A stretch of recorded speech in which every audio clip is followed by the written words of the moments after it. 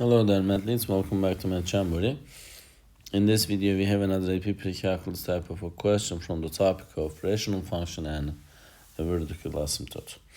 Let's solve it together. In the xy plane, the graph of a rational function f has a vertical asymptote at x equals -1. Which of the following could be an expression for f of x? Okay, so the rational functions consist of numerators and denominators, like c over d.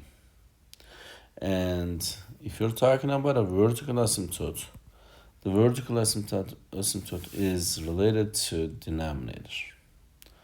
So it needs to be something with the denominator.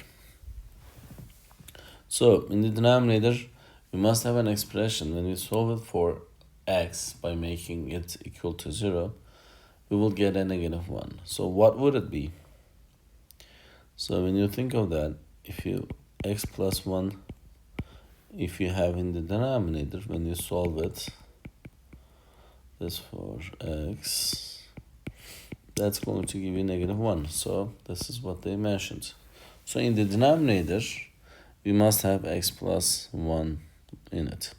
So with this in mind, let's take a look at the choices.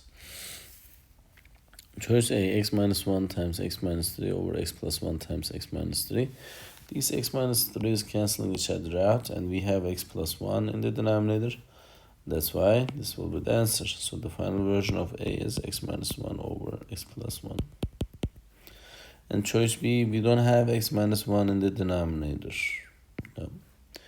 And I mean x plus 1, not x minus 1. In the choice D, C, we have x minus 1, but not the x plus 1. These are different things. Because of that, it's not the answer. And choice D, we don't have x plus 1 in the denominator either. So because of that, choice D is not the answer.